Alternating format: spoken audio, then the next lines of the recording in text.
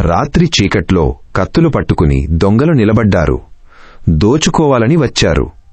కాని ఆ ఇంట్లో వాళ్లకు దొరికింది డబ్బు కాదు. రామాపురం అనే ఒక ఊరిలో పేదరాశి పెద్దమ్మ అనే ఒక వృద్ధ మహిళ ఉండేది. ఆమె తన దగ్గరకు ఆకలి అని ఎవరు వచ్చినా, ఎంతమందైనా సరే కడుపు నిండా భోజనం పెట్టి ప్రేమతో పంపించేది.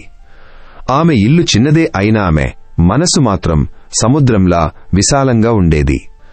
ఆ ఊరిలో మాత్రమే కాదు, చుట్టుపక్కల గ్రామాల్లో కూడా పెద్దమ్మ మంచితనం గురించి మాటలు తిరుగుతూనే ఉండేవి. ఆమె ఇంటికి వెళ్లితే ఆకలితో ఎవ్వరూ తిరిగిరారు అన్న పేరు అలా ఒకరి నోట ఒకరికి చేరింది. ఇది ఇలా ఉండగా రామాపురానికి చాలా దూరంలో ఒక టౌన్ ఉండేది. ఆ టౌన్లో ఒక దొంగల ముఠా ఉండేది. వారు అక్కడ టౌన్లో ఎన్నో దొంగతనాలు చేసి వరకు పోలీసులకు చిక్కి కొంతకాలం జైల్లో ఉండి బయటకు వచ్చారు.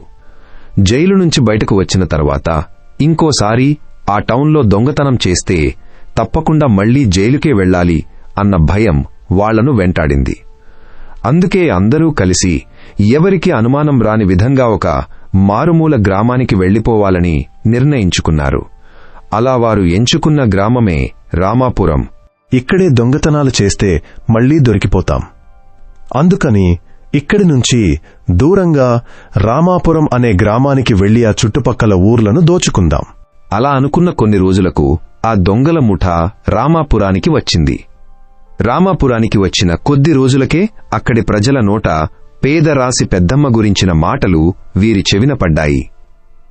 ఆ పెద్దమ్మ దగ్గరకు ఎవరు వచ్చినా ఖాళీ చేతులతో వెళ్లరు. రోజూ ఎవరో ఒకరికి భోజనం పెట్టకుండా ఆమె ఉండదు అన్న మాటలు విన్నప్పుడు ఆ గ్యాంగ్లో అనుమానం మొదలైంది. అందరికీ భోజనం పెడుతుందంటే ఆమె దగ్గర ఎంతో డబ్బు బంగారం విలువైన వస్తువులు ఆస్తులు ఉండి ఉండొచ్చు. కొన్ని రోజులు అక్కడే తిరుగుతూ పెద్దమ్మ దగ్గరే భోజనం చేస్తూ ఆమె గురించిన అన్ని విషయాలు తెలుసుకున్నారు. అలా ఒకరోజు చివరికి ఒక నిర్ణయానికి వచ్చారు. మనము దొంగతనం చేయడానికి సిద్ధమవుదాం ఈ రాత్రికే. అలా అనుకుని ఒక పథకం వేశారు.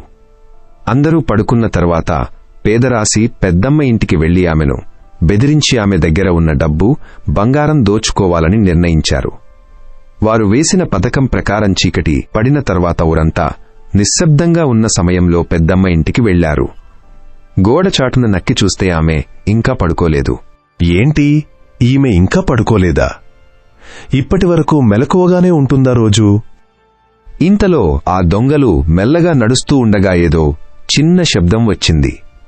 ఆ శబ్దం విన్న పెద్దమ్మ, ఎవరు నాయనా అది? భోజనానికి వచ్చారా? రండి, వచ్చి కూర్చోండి, వడ్డిస్తాను అని అనడం వినిపించింది. ఆ మాటలు విన్న దొంగలకు వెంటనే ఇదే సరైన అవకాశం అని అనిపించింది. వారు మెయిన్ డోర్ నుంచి నేరుగా లోపలికి వెళ్లి కూర్చున్నారు. పెద్దమ్మ వారికి భోజనం వడ్డించింది.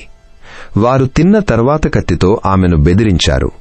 పెద్దమ్మ, నీ దగ్గర ఉన్న డబ్బు బంగారం బయటకు తీసుకురా, మాకిచ్చే, లేదంటే నీ ప్రాణాలు తీసేస్తాం. అలా వినగానే పెద్దమ్మ చాలా శాంతంగా, నా దగ్గర ఏమీ లేవు బాబూ అని సమాధానమిచ్చింది.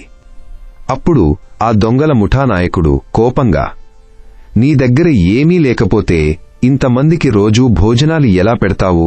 నిజం చెప్పు అని అన్నాడు. సరే నాయనా, ఇంట్లోకి వెళ్లి నీకు దొరికినవి అన్నీ పట్టుకుపో. ఆ మాట వినగానే ఆ దొంగలకు ఎక్కడలేని సంతోషం వచ్చింది.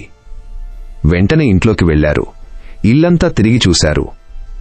కాని అక్కడ వారికి కనిపించింది ఒక్క మంచం, కొన్ని గిన్నెలు తప్ప మరొకటి ఏమాత్రం కనబడలేదు.